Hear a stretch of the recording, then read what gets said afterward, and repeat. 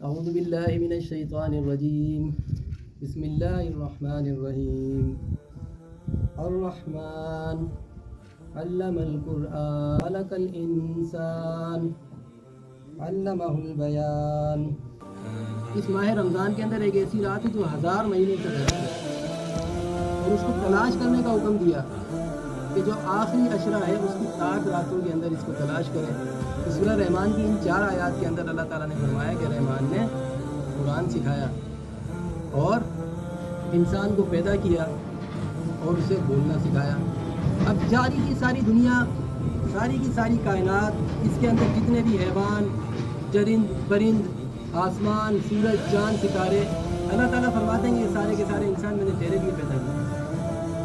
فقط انسان کے بارے میں اللہ تعالیٰ یہ فرماتا ہے کہ وما خلقت الجن والانس الا لیعبدون، کہ انسان اور جن کو میں نے اپنی عبادت کے لیے پیدا کیا اور اشرف المخلوقات بنایا، ساری مخلوقات کے اندر افضل بنایا۔ یا ایھا الناس قد جاءتکم موعظۃ من ربکم وشفاء لما فی الصدور وہدی ورحمۃ للمؤمنین۔ اے لوگوں، تمہارے پاس تمہارے رب کی طرف سے ایک ایسی چیز بھیج دی گئی ہے کہ جو نصیحت ہے، اور جو تمہارے دلوں کو روگ لگ چکے ہیں، جو تمہارے دلوں کو بیماریاں لگ چکی ہیں، اس کے لیے اس کے اندر شفا ہے، اور مومنوں کے لیے یہ رحمت ہے۔ اللہ تعالیٰ فرماتے ہیں کہ جو ہمارے دل ہے نا، دل اگر یہ پتھر دل ہو جائے، اگر اس کے اندر کوئی سختی آ جائے تو یہ پتھروں سے زیادہ سخت ہوگا، یہ پہاڑوں اور چٹانوں سے زیادہ سخت ہوگا، کیونکہ پہاڑ اور جو چٹانیں ہیں وہ اللہ کے خوف سے ریزہ ریزہ ہو جاتی ہیں، اور یہ پہاڑ اور چٹانیں تو وہ ہیں کہ جن کے اندر سے اللہ کے خوف سے چشمے بہنے لگتے ہیں۔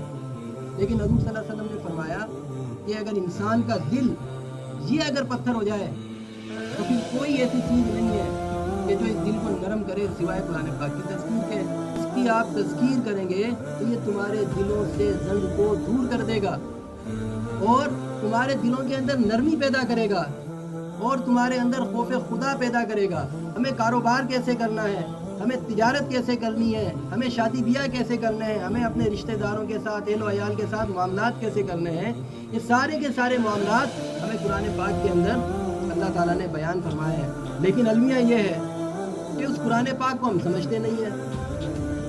ہم قرآن پاک کے ختم پہ ختم کیے جاتے ہیں، اور قرآن پاک کو گھروں کے اندر کسی ایسی مقدس جگہ پر رکھتے ہیں کہ جہاں تک ہمارا ہاتھ بھی نہ پہنچتا ہو۔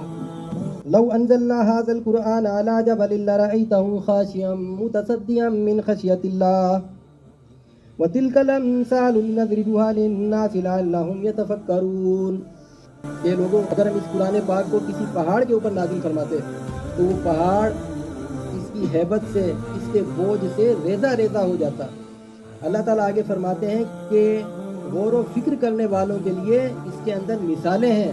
بظاہر دنیا کے اندر نظر آتا ہوگا کہ یہ اہل ایمان غریب ہے، فقیر ہے، دنیاوی مشکلات ضرور ہوں گی، لیکن یہ میرے اور آپ کا تجربہ بھی ہے کہ اس دنیا کے اندر جو سب سے زیادہ مطمئن نیند ہوتے ہیں وہ یہی فقیر اور درویش لوگ ہوتے ہیں کہ جن کے دلوں کے اندر قرآن پاک محفوظ ہے۔ قرآن پاک کے ہمارے اوپر کچھ حقوق ہیں۔ سب سے پہلا حق، 5 حقوق اللہ تعالیٰ نے، اللہ کے نبی صلی اللہ علیہ وسلم نے فرمایا کہ قرآن پاک کے انسان کے اوپر 5 حقوق ہیں۔ پہلا حق یہ ہے کہ انسان اس کے اوپر ایمان لے کر آئے، اقرار باللسان اور تصدیق بالقلب، زبان سے اقرار کرے اور اپنے دل سے اس کی تصدیق کرے۔ ایسا تصدیق کا مطلب یہ ہے کہ اس کے اندر جتنے احکامات جس کو ہم نے من و قبول بھی کرنا ہے۔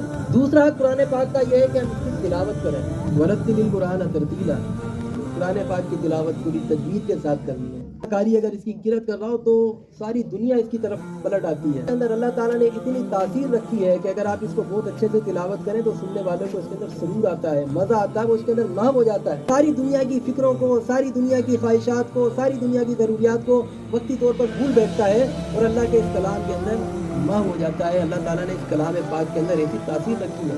تیسرا حق تذکیر و تدبر ہے۔ وَلَقَدْ يَسَّرْنَا الْقُرْآنَ لِلذِّكْرِ فَهَلْ مِن مُدَّكِرٍ۔ قرآن پاک تو ہم نے سمجھنے کے لیے آسان بنایا ہے، کوئی ہے جو اس کے اوپر غور و فکر کرے؟ قرآن پاک کا چوتھا حق ہے ہم اس کے اوپر عمل کریں۔ اس کے اوپر عمل کرنا، صرف پڑھنا کافی نہیں ہے، اس کو سمجھنا اور پھر سمجھ کے اس کے ساتھ اس کے اوپر عمل کرنا۔ قرآن پاک بیسیکلی انسانوں کی رہنمائی کے لیے آئی ہے، انسانوں کو جہنم کی آگ سے بچانے کے لیے اللہ تعالیٰ نے نازل فرمائی ہے۔ قرآن پاک کے بے شمار معجزے ہیں کہ قرآن پاک کو آپ جس مقصد کے لیے پڑھو گے اللہ تعالیٰ وہ مقصد تمہارا پورا کرے گا۔ اگر ہم نے قرآن پاک کو اس مقصد کے لیے پڑھا کہ اللہ تعالیٰ یہ ہمیں دنیا کے اندر شہرت دے تو ہمیں شہرت ملے گی۔ اگر ہم قرآن پاک کو اس مقصد کے لیے پڑھیں کہ اللہ میرے کاروبار میں برکت ہو تو انشاءاللہ کاروبار میں بھی برکت ہوگی۔ اور اگر ہم قرآن پاک کو اس مقصد کے لیے پڑھیں کہ ہمارے مردے بخشوائے تو انشاءاللہ یہ مردوں کی بخشش کا بھی ذریعہ بنے گی۔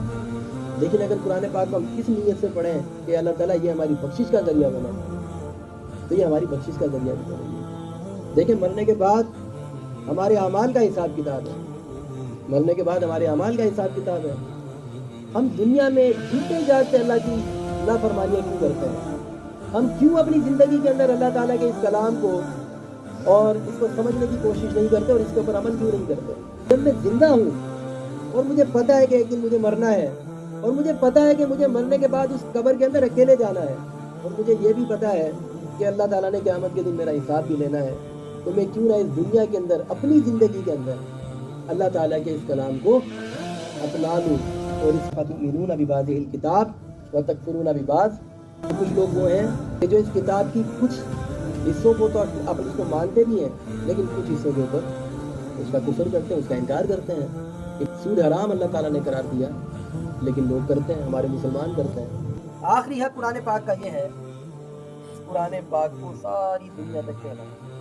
حضور صلی اللہ علیہ وسلم اس میں حجت الوداع کے روایات کا ہے کہ مبین 1.25 لاکھ صحابہ واپس تو گواہ بنا کر کہا کہ کیا میں نے تم تک اللہ کے پیغام کو پہنچا دیا۔ نبی صلی اللہ علیہ وسلم نے 3 بار ان صحابہ کو مخاطب کر کے یہی بات دہرائی اور صحابہ کرام نے یہی جواب دیا کہ اللہ کے نبی آپ نے صرف پیغام نہیں پہنچایا بلکہ اس کو پہنچانے کا حق ادا کر دیا۔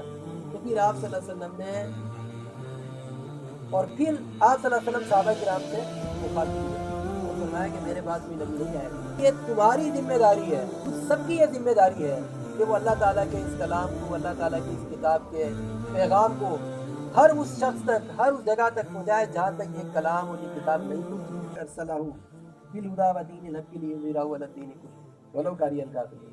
کافروں کو یہ بات کتنی ناگوار گزرے، اللہ کے دین کو غالب ہو کر رہنا ہے۔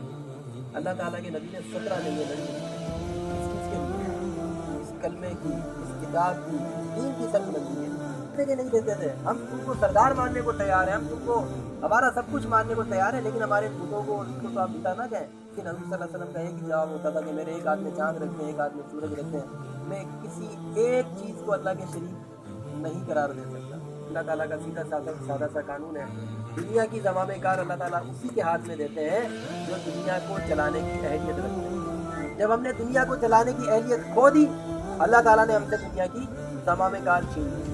انشاءاللہ وہ وقت دور نہیں کہ جب اللہ تعالیٰ دوبارہ اس دین کو اور اسلام کو غلبہ عطا فرمائیں گے اور ایک بار دوبارہ اس ساری کی ساری دنیا کے اوپر اسلام کا غلبہ ہوگا انشاءاللہ۔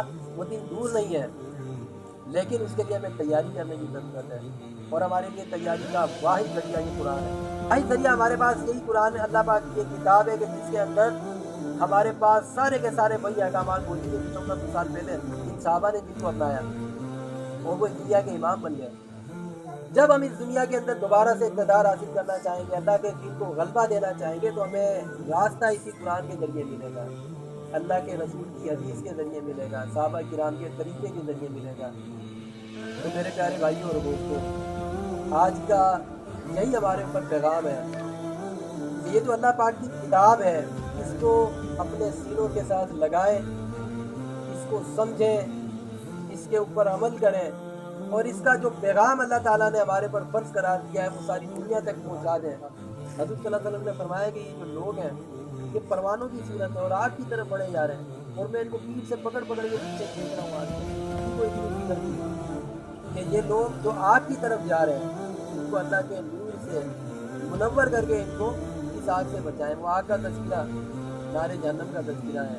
تو یہ میری اور آپ کی بھی ذمہ داری بنتی ہے کہ دنیا کے اندر سب سے پہلے اپنے آپ کو اور اپنے اہل و عیال کو نار جہنم سے بچائیں۔ اللہ تعالیٰ کو علیکم نارا، بچاؤ اپنے آپ کو اور اپنے اہل و عیال کو نار جہنم سے۔ تو یہ میری اور آپ کی ذمہ داری ہے کہ سب سے پہلے ہم اپنی ذات کو، اپنے آپ کو جو ہے وہ عذاب جہنم سے بچائیں، پھر میرے اہل و عیال جو میرے رشتہ دار ہیں ان کو عذاب جہنم سے بچائیں، اور اس کے بعد جو ہمارے سراؤنڈنگ میں ہمارے آس پاس جتنے بھی لوگ ہیں ان کو ہم عذاب جہنم سے بچائیں۔ اور عذاب جہنم سے بچنے کا طریقہ اس قرآن پاک کے اندر موجود ہے، آپ صلی اللہ علیہ وسلم کی سیرت کے اندر موجود ہے۔ وآخر دعوانا الحمد للہ۔